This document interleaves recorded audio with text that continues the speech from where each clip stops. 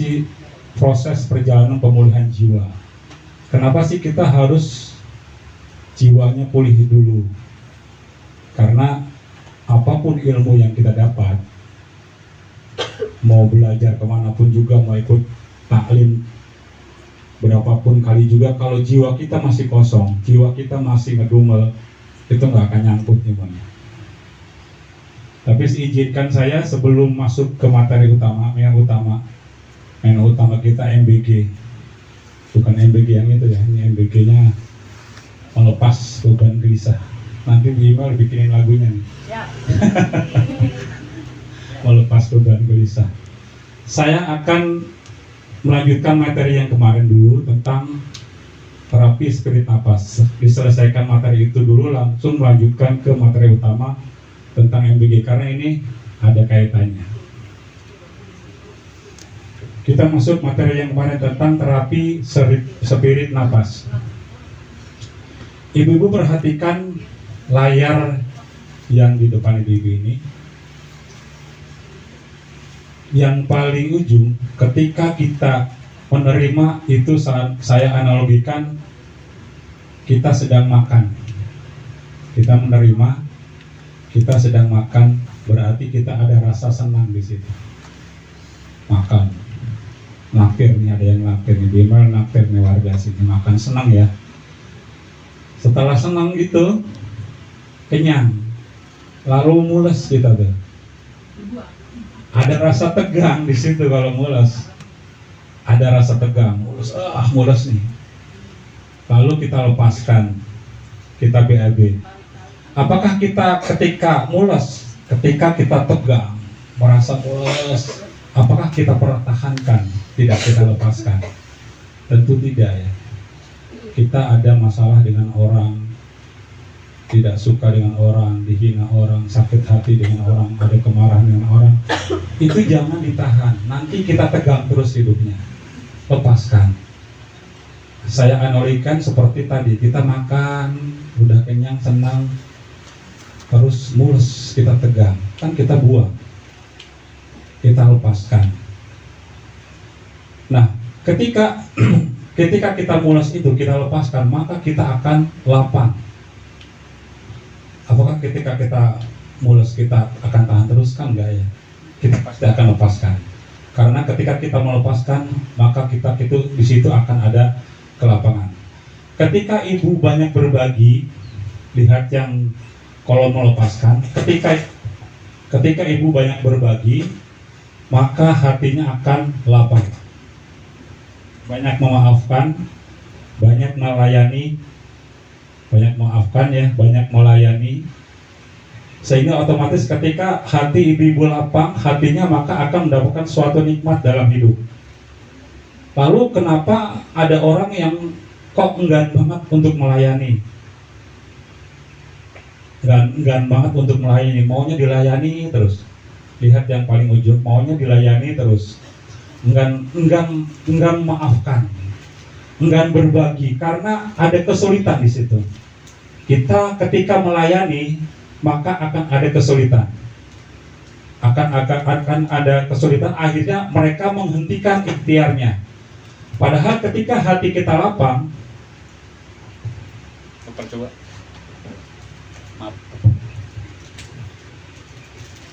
padahal ketika hati kita lapang, di situ akan bertemu dengan solusi, yaitu kemudahan. Seperti yang Allah katakan dalam surat Al-Insyirah, fa inna ma'al usri yusra, inna ma'al usri yusra. Bersama kesulitan pasti ada kemudahan. Tapi ketika kita canggung mempertahankan kesulitan yang ada, akhirnya kita akan tegang terus hidupnya. Kita canggung, kita mau maafkan canggung, mau memberi maaf kepada seseorang karena kita ada dendam, kita canggung. Akhirnya kita hidupnya tegang terus.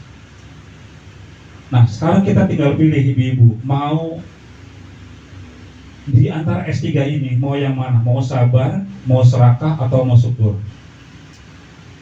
Ketika ibu-ibu hidup penuh sabar, penuh syukur, atau mau penuh dengan serakah, maka orang-orang yang bersabar biasanya dia pintar bersyukur. Orang yang bersabar itu dia pintar bersyukur. Tetapi orang yang bersyukur belum tentu pintar untuk bersabar. Kita lanjutkan. Ada satu kolom lagi yang di ujung. Jadi kita letting flow terapi namanya. Ketika kita menerima, menahan sebentar, melepaskan lalu menyerahkan kepada Allah.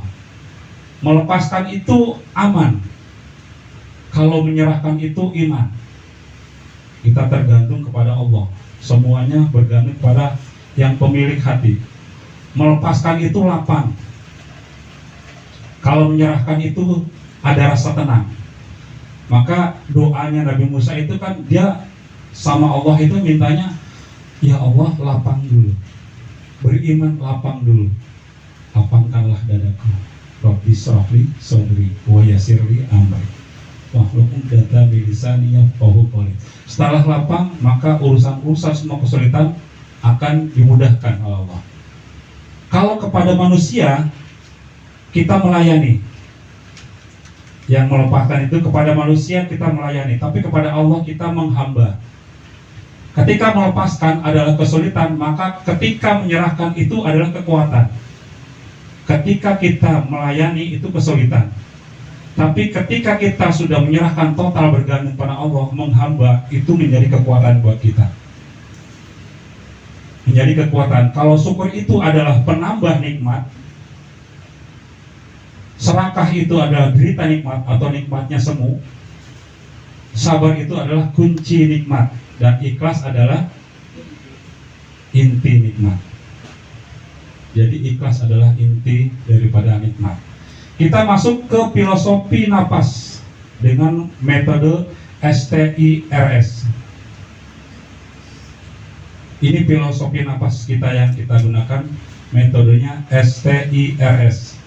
Saksikan, terima, izinkan, relakan, dan terakhir kita serahkan. Letting God, serahkan kepada Allah. Saksikan, terima, izinkan, relakan, lalu serahkan. Ketika batin kita terluka, jangan buru-buru mengobati. Batin kita merasa terluka nih, dengan omongan tetangga, dengan omongan saudara, dengan omongan orang terdekat sekalipun. Jangan buru-buru mengobati. Lalu apa yang harus dilakukan sama kita? Terima dulu, izinkan. Izinkan luka itu masuk. Temani dia, peluk dia, dan rasakan dengan utuh.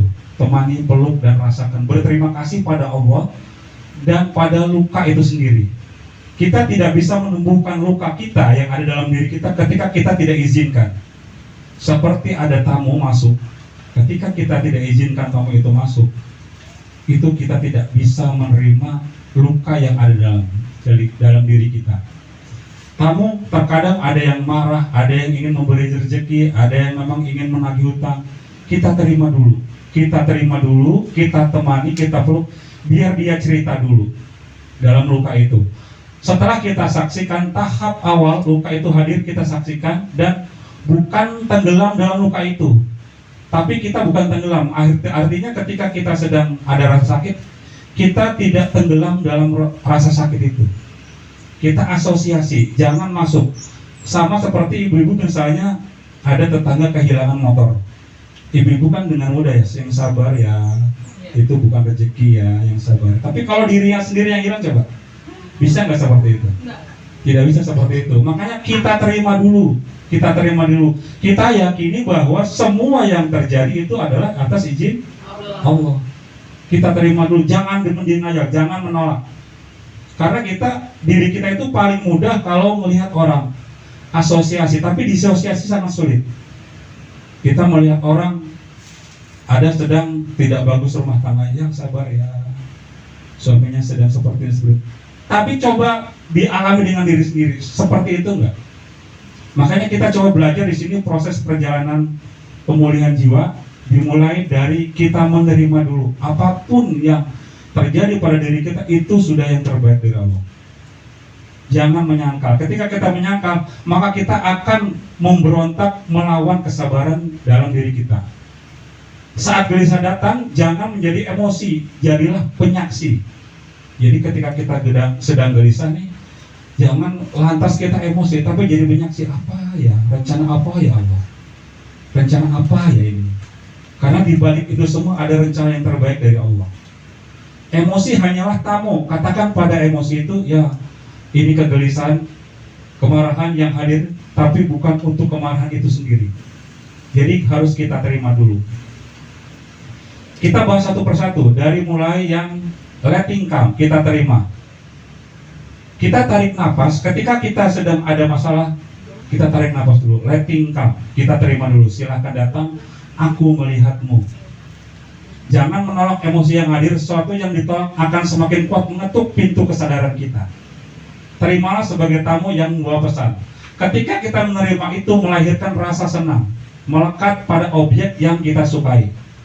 Biarkan waktu mempertemukannya dengan ikhlas, hingga akhirnya keikhlasan lahir dengan sendirinya, bukan dipaksa. Jadi ketika kita ada luka, jangan lantas ada pihak kedua yang memaksa kita untuk ya sadar, sabar, ya. Dari diri sendiri kita ketuk hati kita bahwa pasti ada rencana Allah yang terbaik di balik semua peristiwa yang kita alami. Itu yang pertama, kita terima, letting come, dengan tarik nafas perlahan, lalu kita tahan nafasnya sesaat, letting stay, izinkan, silahkan tinggal, tidak apa-apa. Silahkan tinggal emosi, tidak apa-apa. Menahan bukan memendam ya, menahan itu bukan memendam, melainkan memberi ruang, jangan buru bereaksi, mengusir. Kadang hati hanya ingin didengarkan sebelum dia benar-benar pergi. Ketika kita menahan itu memunculkan rasa tegang, seperti yang tadi kita udah mulai tegang, membayar tegang, takut kehilangan, melekat pada memori yang buruk. Tapi ini sebuah proses untuk kita mengalirkan. Jadi ada tiga kesalahan ketika kita mempunyai sumbatan jiwa, yaitu kita menahan, kita menolak, mendenial, kita menyangkal. Yang kedua, kita alirkan tapi dengan cara yang salah. Dengan cara salah itu kita emosi dengan tetangga, emosi dengan yang di rumah, itu mengalirkan dengan cara yang salah.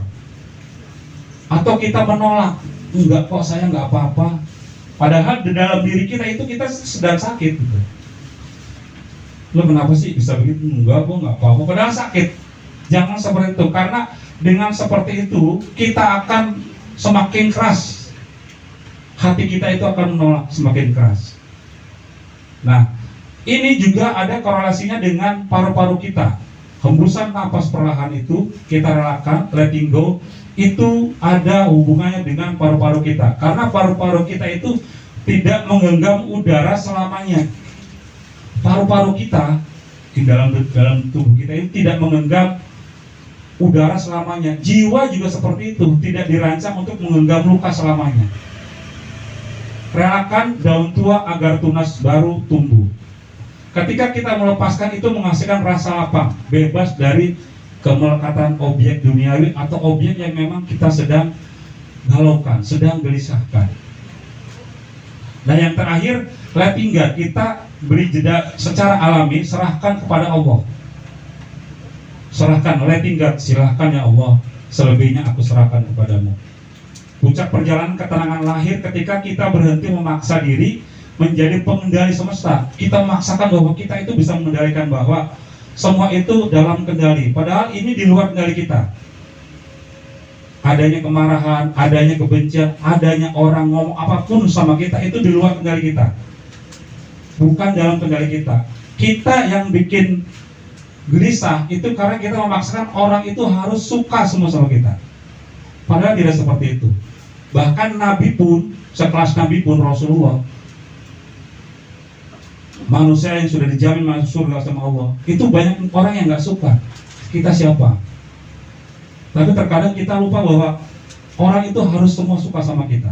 Kita memaksakan, padahal itu di luar kendali kita. Nah, logika paru-paru ini sama dengan jiwa. Ketika kita menyerahkan, itu akan mencapai rasa tenang, hanya melekat mutlak kepada Allah. Nah, ini logika paru-paru seperti ini. Jadi seni menyambut tamu yang bernama kecewa, kegelisahan, itu yang pertama, kita buka pintu, persilakan masuk, sediakan ruang di dalam dada, jangan diusir. jangan diusir, jangan menolak. Sediakan dalam dada kita, ya silakan, luka itu masuk. Lalu jamu dengarkan, peluk, temani rasa sakitnya, jangan buru-buru menghakimi. Wah, karena dia nih, gua seperti ini karena dia nih. Jangan seperti itu. Karena semakin lama kita seperti itu, semakin lukanya itu akan membekas dalam diri kita. Relakan, biarkan pulang setelah ia tuntas bercerita dengan jujur pada diri kita. Lepaskan cara alami dengan kelapangan dada kita. Jangan pernah menyangkal. Lalu rayakan, serahkan semua sisa proses pada sang pemilik hati yang bisa membolak-balikan hati. Siapa? Allah Subhanahu wa ta'ala. Nah, apa sih akar permasalahan bahwa kita kok selama ini hidupnya tegang terus? Mengapa kita tegang terus ya hidupnya ya? Ini permasalahannya. Di dunia medis, ibu, kita menahan napas terlalu lama itu membuat tubuh keracunan karbon dioksida. Ketika kita menahan napas, itu karbon dioksida akan masuk. Dalam jiwa kita juga begitu. Ketika kita terlalu menahan emosi, menahan dendam, menahan kemarahan sama siapapun, itu akan ada racun masuk. Karena logika ini juga sama dengan logika jiwa kita. Di kehidupan ketegangan muncul karena kita menahan ekspektasi atau menolak melepaskan rasa sakit. Jadi rasa sakit itu kita pegang terus. Akhirnya hidup kita selama menjalani dalam kehidupan sehari-hari akan tegang terus. Karena jiwa dirancang untuk mengalir, bukan menolak aliran tersebut.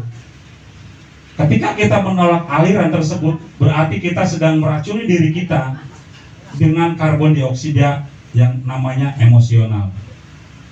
Ya, setelah kita napas dikeluarkan habis, ada momen jeda sepersekian detik sebelum kita menghirup kembali momen kosong itu, kita pasrahkan kepada Allah. Tawakal Allah. Kita tawakal Allah. Kita yakini bahwa ya semua ini skenario Allah, dan skenario Allah itu pasti yang terbaik. Wa asa antakruhu say'aw wa huwa khairul lakum wa asa antahubbul say'aw wa huwa syarrul lakum. Jadi yang menurut kita baik belum tentu baik menurut Allah. Tapi yang menurut Allah baik pasti baik menurut kita. Karena ketenangan sejati tidak bersandar pada dinamika dunia, melainkan menyerahkan seluruh setiap proses pada sang pemilik hati. Siapa pemilik hati? Allah Subhanahu wa ta'ala. Ibu-ibu, di dalam diri kita itu ada 4 ruang. Jadi dalam diri kita itu ada 4 ruang. Yang pertama, ada ruang tegang. Ini fitrah manusia ya. Fitrah manusia itu pasti memiliki 4 ruang dari ini. Yang pertama ruang tegang, yang kedua ada ruang senang, yang ketiga ada ruang lapang, dan yang terakhir ada ruang tenang. Ini fitrah manusia, semua pasti memiliki ini. Tidak mungkin manusia itu tegang terus hidupnya, nggak mungkin. Nggak mungkin juga manusia itu senang terus hidupnya, nggak mungkin. Nggak mungkin manusia itu lapang terus hidupnya, nggak mungkin. Dan nggak mungkin manusia itu tenang terus hidupnya, nggak mungkin. Tinggal kita lihat benar nggak kita tegangnya, benar nggak kita sih ketika kita senang, benar nggak sih kita senangnya. Ketika kita sedang tegang, benar nggak tegangnya. Ketika kita sedang lapang, benar nggak lapangnya. Ketika kita sedang tenang, benar nggak tenangnya. Nah, umumnya tegang itu melekat pada hal yang negatif. Menahan lebih melekat pada keadaan yang negatif. Ketika kita senang, menerima lebih melekat kepada yang positif. Ketika kita lapang, itu melepaskan, tidak melekat dengan keadaan apapun. Kita lapang, pokoknya plong lah, hidupnya plong gitu. Nah, ketika kita tenang, itu menyerahkan lebih melekat kepada Allah. Nah, jadikan hidup kita di dalam dada kita itu seperti samudra. Lihat ini ibu, samudra. Di dada kita itu terbagi menjadi 4 ruang tadi ya, ruang tegang, ruang senang, ruang lapang, dan ruang tenang. Kecepatan nggak nih? Kecepatan enggak ya? Ada 4 ruang. Sama-sama merasakan nikmat, tapi levelnya berbeda. Lihat yang paling ujung, kita sama-sama menikmati. Kenikmatan di saat mendapatkan, kenikmatan di saat berbagi, kenikmatan di saat mengabdi. Nah, yang kita cari yang mana? Kalau jauh dari penderitaan, maka kita harus masuk ke dalam nikmat yang lebih dalam lagi. Ketika ibu-ibu di pengajian ini nih, ibu-ibu masuk pengajian, lebih suka mana nih hatinya nih? Nggak bisa dibohongin. Lebih suka ngikut pengajian materi ini atau ngerumpi di rumah, atau nonton drakor di rumah? Itu hati ibu-ibu sendiri yang menjawab. Ini masuk ke dalam ruang ini, dan setiap manusia mempunyai ruang ini. Kalau mau jauh dari penderitaan, maka kita harus masuk lebih dalam. Jawabannya ada di hati ibu nih. Hapus semua yang ada di ruang tegang, maka akan terpancar inner beauty. Jadi yang di atas ini ada syahwat, sombong, ada iri, dengki, trauma, mengeluh, menyalahkan, ingin dipuji, kecewa, jengkel. Hilangkan, agar yang di bawah ini nih, kenikmatan di saat mendapatkan, kenikmatan dalam berbagi, kenikmatan saat mengabdi, itu muncul. Jadi inner beauty kita itu kelihatan, terpancar di situ. Seperti ini. Ketika kita sudah melepaskan semua yang kotor-kotor tadi, maka kecantikan, ketampanan, pengaruh, jaringan jodoh, kecukupan, kekayaan, kesehatan, keselamatan akan muncul. Coba ibu bayangkan punya ruang dada seperti ini dan diisi dengan ruang dada yang benar. Kekhawatiran, kenikmatan di saat mendapati, kenikmatan di saat berbagi. Mengisi ruang dada dengan benar itu akan menjauhkan tamu tak diundang yang suka membuat onar. Sekali lagi, mengisi ruang dada yang benar itu akan menjauhkan tamu tak diundang yang suka membuat onar. Maka bagaimana caranya? Isi ruang dada kita itu dengan yang benar. Contohnya apa? Isi ruang tegang kita dengan ketakutan akan siksa yang neraka yang pedih. Setiap orang pasti punya ketegangan. Maka isi ruang tegang dengan yang positif. Seperti yang saya katakan tadi, ketika ruang-ruang di dalam dada kita isi dengan yang positif, maka hidup kita akan tenang. Isi ruang senang kita itu dengan isi ruang tegang kita itu dengan ketakutan akan siksa neraka yang pedih. Lalu kekhawatiran atas azab Allah bisa datang tiba-tiba. Isi ruang tegangnya dengan seperti ini. Takut mati dalam keadaan su'ul khotimah. Lalu sedih dan takut setelah berbuat dosa. Jadi ketika kita berbuat dosa, kita itu tegang. Isi ruang tegang dengan yang seperti ini, maka hidup kita akan tenang. Takut melakukan pemaksaan dan kezaliman. Isi ruang tegang kita dengan hal-hal yang seperti ini. Lalu isi ruang senang kita dengan kenikmatan masuk jannahnya dan berkumpul dengan orang-orang yang bertakwa. Jadi kalau ibu-ibu dengar, wah masuk surga ya, itu ada rasa senang. Ibu ketika masih muda, ketika vokasi ibu dipanggil kan, oh si Fulan ini gampang, ini senang, ada rasa senang. Ketika kita dipanggil mau masuk jannahnya Allah, itu kita juga harus ada rasa senang. Jadi isi ruang senang kita dengan kenikmatan akan masuk jannahnya Allah, berkumpul dengan orang-orang yang bertakwa, melakukan aktivitas ibadah, sholat, tilawah, dan lain-lain. Di saat berkumpul bersama ortu, pasangan anak, mengkonsumsi makanan, minuman yang halal, menerima segala pemberian karunia rezeki, ilmu, nasihat dari Allah, sekecil apapun melalui siapapun. Jadi isi ruang senang kita itu dengan seperti ini, bukan dengan di luar ini, karena nanti kita akan merasakan ketenangan. Lalu isi ruang lapang kita itu dengan apa? Dengan ini, memaafkan. Ketika kita ruang lapangnya itu diisi dengan maafkan. Orang mau benci sama kita, mau marah sama kita, mau ngedumel sama kita, kita maafkan. Karena ada ruang lapangnya itu diisi dengan hal-hal yang positif. Ikhtiar, bekerja, berpikir, menyimpulkan dengan jelas, sedekah, infak, tidur, istirahat yang pas, hubungan biologis yang halal. Jadi isi ruang lapang itu dengan seperti ini. Lalu yang terakhir, isi ruang tenang dengan apa? Dengan zikrullah, doa, istighfar, sholawat, tawakal.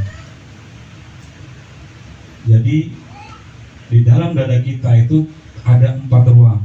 Isi ruang dada dalam dada kita itu yang tadi itu dengan hal-hal yang positif. Ruang tegang dengan takut akan neraka, ruang senang dengan kita emang ingin masuk jannahnya Allah. Lalu ruang lapang memaafkan. Lalu yang terakhir ruang tenang zikrullah. Sampai sini Ibu bisa dipahami? Saya akan masuk ke materi utama tentang MBG. Nah, ini melepas beban gelisah. Melepas beban gelisah. Jadi Ibu ada suatu penyakit yang itu banyak diderita orang-orang zaman sekarang, zaman modern ini. Penyakit itu kalau dicek di lab itu nggak kelihatan. Bahkan ketika dipoto ronsen juga nggak kelihatan. Tapi penyakit itu mengganggu ketenangan kita, mengganggu kebahagiaan kita sehari-hari. Apa namanya penyakitnya ini? Ada yang tahu? Penyakit itu di zaman modern sekarang banyak diderita dan mengganggu kebahagiaan keluarganya, kebahagiaan dirinya, mengganggu ketenangannya. Tapi ketika ke dokter, dicek di lab, nggak kelihatan, nggak ada. Penyakit apa nih? Aneh nih. Penyakit hati, kegelisahan. Penyakit hati, betul. Nah, penyakit ini adalah menggerogoti kita, yang kita itu nggak sadar bahwa itu tuh penyakit gitu. Kalau kita sakit fisik, itu kita kan jelas ya, sakit fisik nih, kita pegang kepala, oh anak nih lagi demam, minum paracetamol, tidur pulas. Kalau kita lagi sakit pinggang, oh pegang. Tapi kalau kita sakit hati, ada kegelisahan, itu kita tidak cukup dengan hanya tidur saja, bahkan kita nggak bisa tidur. Kalau kita sakit badan, itu mungkin setelah tidur kita bisa nyenyak, bangun tidur enak lagi. Tapi kalau sakit kegelisahan, sakit hati, malah nggak bisa tidur. Dan itu dirasakan berulang-ulang gitu. Kita sering datang informasi, misalnya kita banding-bandingin hidup kita dengan orang. Setiap kali lihat sosmed, akhirnya harapan kita itu terlalu tinggi. Tapi hati kita nggak siap untuk menanggung semua itu. Harapan kita terlalu tinggi, tapi kita nggak siap. Banyak orang berjalan, tubuhnya itu mungkin terlihat sehat, tapi jiwanya itu lelah. Banyak orang yang berjalan itu kelihatan sehat, secara kasat mata itu kelihatan orang sehat. Tapi sebetulnya dalam jiwa itu sedang lelah. Mereka mungkin ketika ngumpul seperti ini bisa tersenyum, bisa ketawa, tapi ketika sedang sendiri bisa menangis tuh. Ya Allah, kok seperti ini? Karena orang tersebut tidak mau menerima takdir dari Allah, ketetapan daripada Allah. Dengan cara seperti itu, maka ada kegelisahan di situ. Ya kalau ada kegelisahan seperti itu, kita tidur pun nggak akan nyenyak. Kalau sakit fisik itu tidur akan nyenyak. Nah, satu pertanyaan, mengapa kita perlu melepas kegelisahan? Ya tadi, karena gelisah itu adalah penyakit yang memang nggak bisa diobati secara medis. Hanya diri kita dan Allah yang bisa mengobati. Ada 5 hal yang coba kita lepas. Mudah-mudahan hidup kita lebih ringan. Di sini ibu yang hadir, ada yang pernah masih ingat nggak materi saya ketika di lapangan bulu tangkis tentang inner voice? Ada bisikan-bisikan di kepala kita yang memang itu membuat kita gelisah dalam hidup. Ada yang masih ingat? Atau saking banyaknya materi nguap semua nih? Ikut sini, nguap semua materi. Yang pertama adalah pressure, kesenangan. Kita mengejar kesenangan, terus padahal di dunia ini kan kesenangan hanya sementara. Innal hayatad dunya lahibun walahun. Ketika kita mengejar kesenangan, akhirnya pas waktu itu tidak bisa mencapai target kesenangan yang kita mau, kita akan mengalami kegelisahan. Yang kedua, hate, membenci. kita sering membenci, mendengki kepada seseorang sampai ingin menghancurkan seorang.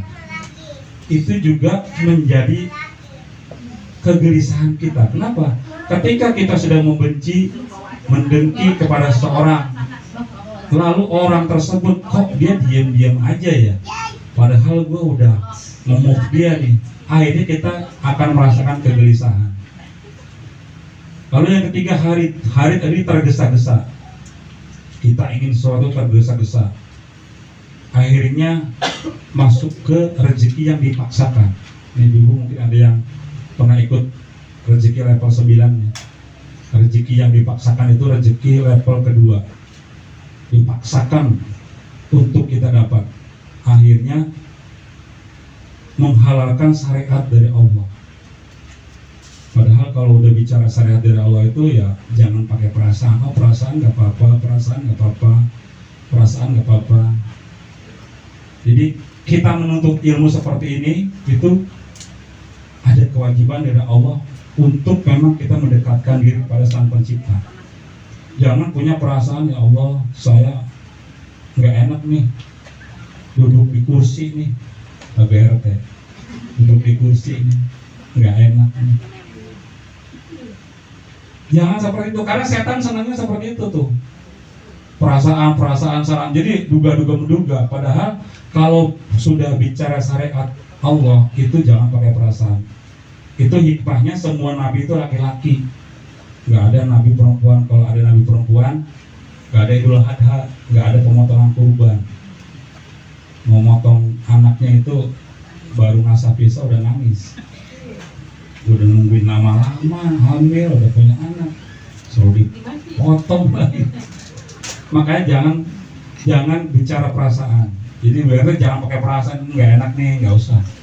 Karena senangnya setan seperti itu. Kalau bicara syariat, jangan bicara perasaan. Karena kalau kita bicara perasaan, batal semua syariat dari Allah. Setan itu ngompor-ngomporinya, lihatnya lemahnya di mana nih? Oh iya, dia pakai perasaan nih. Dijatuhkan ke seperti itu. Lalu yang keempat, self-doubt, minder. Dengan kita minder, kita akan menjadi kegelisahan. Minder, saya nggak mau gabung. Minder, Yang terakhir, desire trap, salah ingin. Itu inner voice yang membuat kegelisahan dalam diri kita. Kita masuk 5 poin yang harus kita lepaskan. Mudah-mudahan hidup kita bisa ringan. Yang pertama, melepaskan keinginan untuk menyenangkan semua orang. Ini MBG yang pertama. MBG yang pertama adalah melepaskan keinginan untuk menyenangkan semua orang. Karena ada beban diam-diam yang dipikul oleh banyak orang, bahkan sepanjang hidupnya beban itu nggak kelihatan, tapi cukup berat, cukup menguras tenaga. Beban ini cukup berat, cukup menguras tenaga, dan bisa menghilangkan ketenangan. Beban apa? Ingin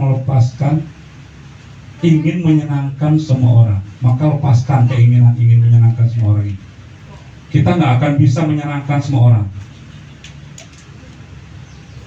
Karena kebahagiaan itu bukan tergantung pada penerimaan.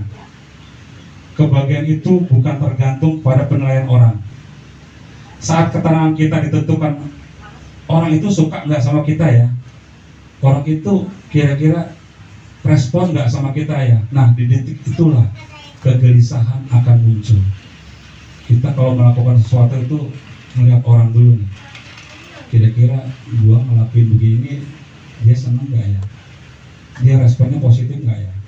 Ketika itu ada pada diri kita, maka di detik itulah kegelisahan akan muncul, akan tumbuh. Dan ironisnya ibu-ibu, semakin kita keras berusaha menyenangkan semua orang, kita akan semakin capek hidupnya. Kita pengen nyenangin semua orang nih yang ada di sini, capek hidupnya. Benar nggak? Benar nggak? Kita kan pengen semua orang senang nih, capek. Rasulullah sendiri yang udah dijamin, yang memang udah dijamin surga, yang memang manusia pilihan, itu banyak yang gak suka. Nah, kita siapa? Tapi kita kadang-kadang kepengen menyenangkan semua orang. Bahkan bahkan sampai mengorbankan dirinya, nggak apa-apa lah, gua sakit, yang penting orang suka, yang penting orang senang. Itu adalah faktor dari tanda-tanda kegelisahan muncul. Imam Syafi'i bilang inna ridon nas goyatun la tudro. Berharap semua orang suka sama kita itu hal yang mustahil. Berharap semua orang suka sama kita itu adalah sakit hati yang disengaja. Jadi kalau ibu-ibu pengen sakit hati, udah berharap semua orang suka. Inna ridon nas goyatun la tudro. Karena hati manusia itu di luar kendali kita itu. Hati manusia itu di luar kendali kita. Kita wajib menghormati semua orang. Kita menghormati semua orang itu boleh, tapi kita nggak wajib menyenangkan semua orang. Saya ulangi, kita menyenangkan semua orang, menghormati semua orang itu boleh, itu harus kita lakukan. Kita menghormati semua orang itu harus kita lakukan. Tapi kita tidak wajib menyenangkan semua orang. Jadi kita menghormati semua orang itu memang harus kita lakukan. Tapi kita nggak wajib menyenangkan semua orang. Kalau kita sudah mewajibkan menyenangkan semua orang, kita akan capek gitu. Ya. Cepat ya, kita masuk yang kedua. Kegelisahan yang kedua adalah melepaskan ketakutan akan penilaian orang. Ini MBG yang kedua.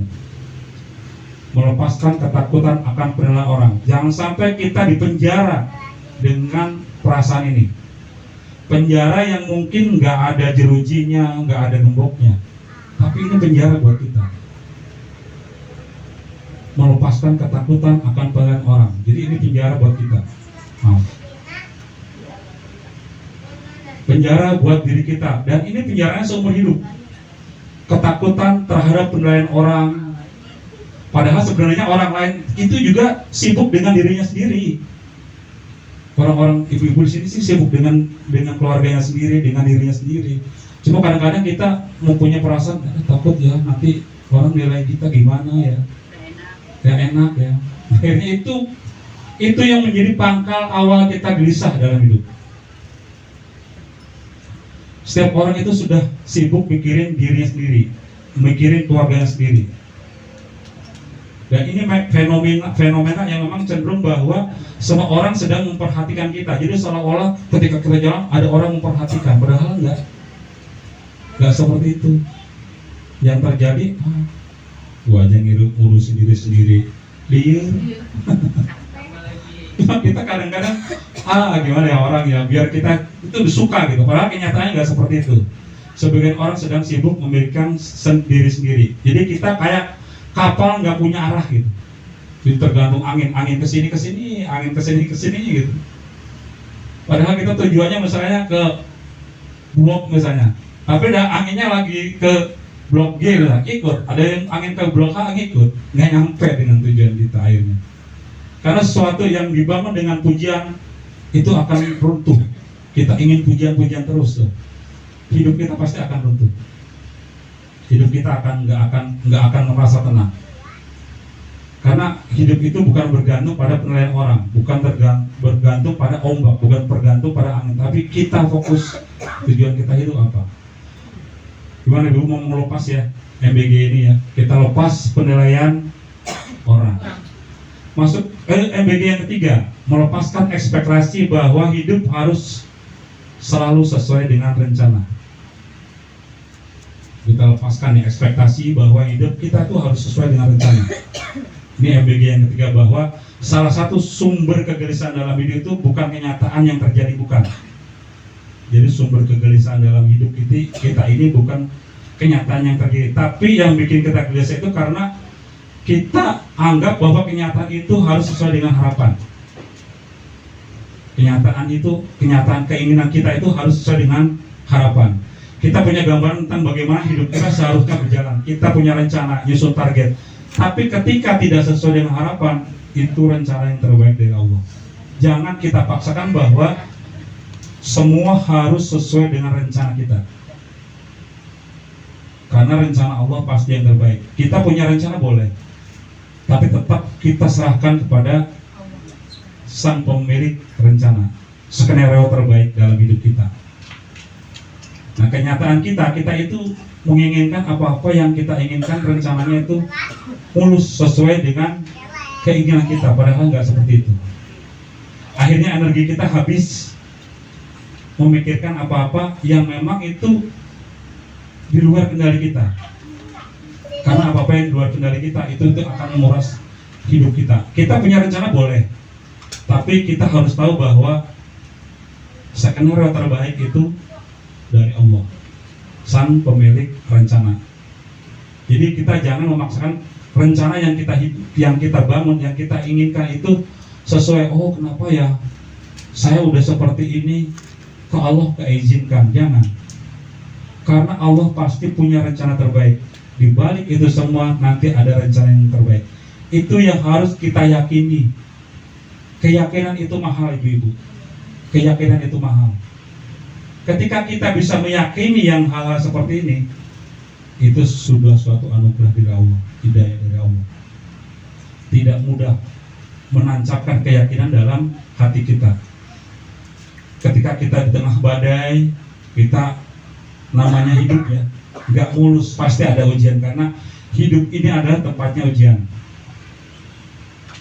An hasibtum an tadkhulul jannah walamma ya'tikum masalul ladzina khalau min qablikum masathumul basai wad-dharra'i wazulzilu. Jadi apakah kamu akan masuk surga begitu saja, padahal kamu tuh belum pernah diuji seperti orang-orang sebelum kamu diuji. Apa ujiannya? Yaitu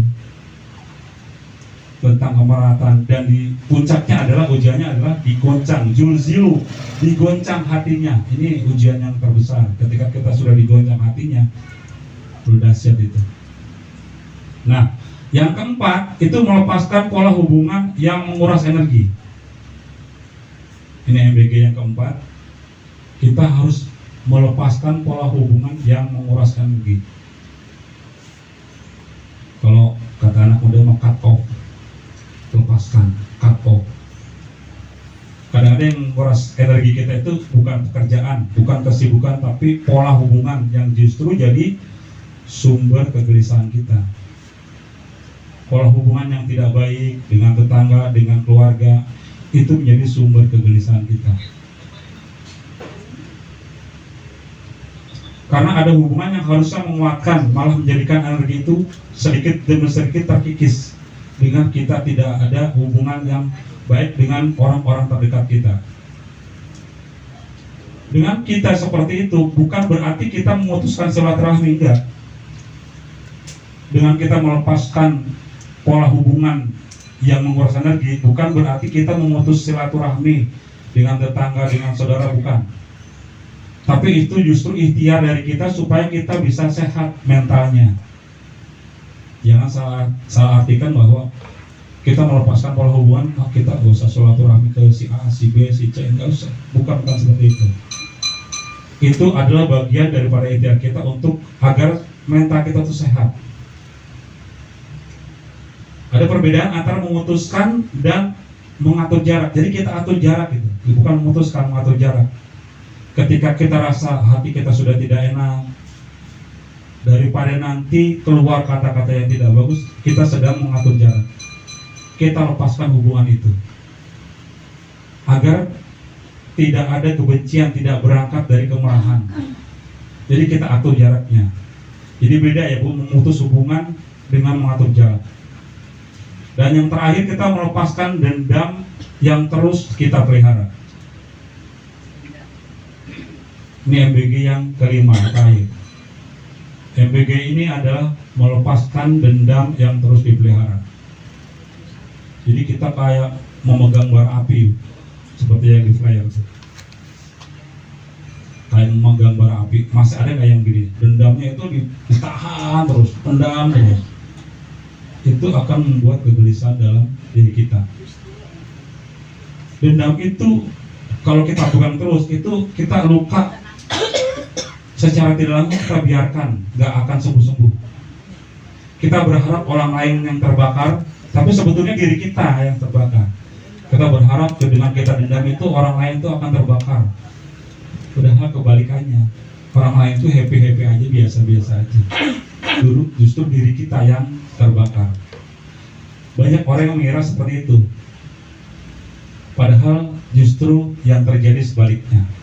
Dendam itu mengikat kita pada masa lalu. Dendam akan mengikat kita pada masa lalu. Bikin hati kita terus murang pada luka yang sama. Ketika kita dendam dengan seorang, itu mengulang masa lalu. Oh, dendamnya udah dari bulan Januari, udah beda tahun, masih terus. Itu mengikis luka kita, akhirnya kita hidupnya akan gelisah terus.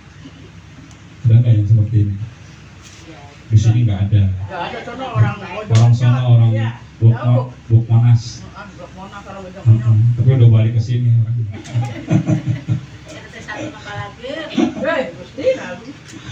Akhirnya kita jadi gelisah hidupnya.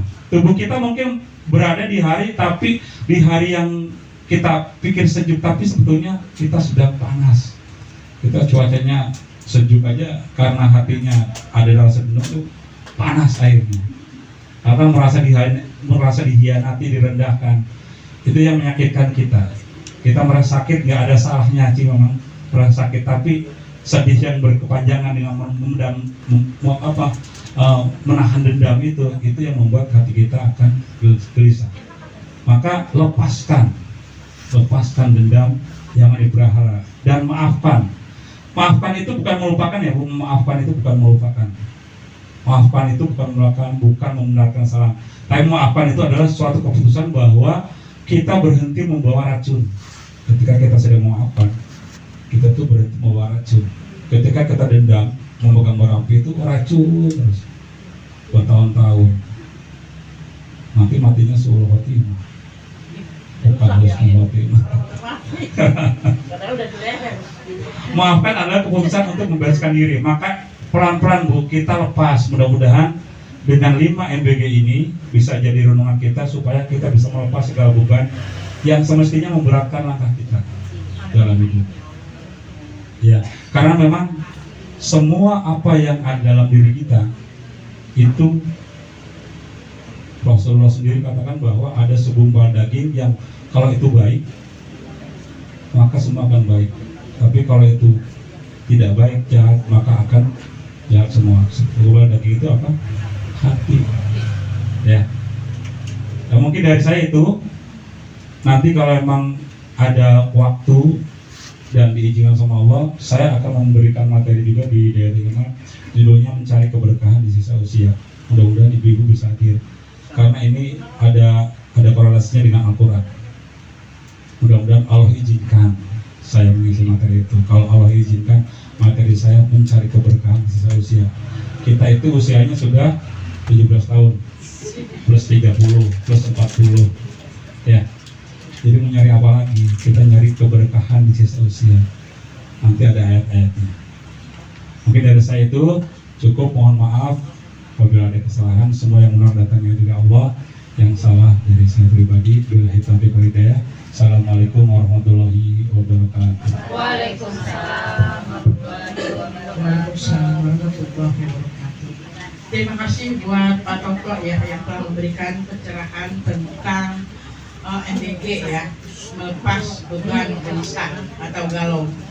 Mungkin sedikit bahasa dari saya Pak Toto, dari apa yang disampaikan oleh Pak Toto, semuanya bisa dibungkus Bu dengan sebuah kalimat, berdamailah dengan keadaan.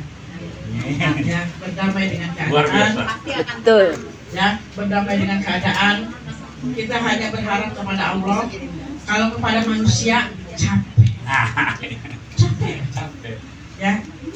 Bukannya sombong ya, terkait saya apalagi Pak Toto sekecamatan dengan hadapan jelema sedesa Sumber Jaya se RW 25 udah berharap ke manusia malah jadi hati sakit. Berharaplah pada Tuhan, pada Allah Subhanahu wa taala, mudah-mudahan keberkahan selalu menyertai kita. Amin.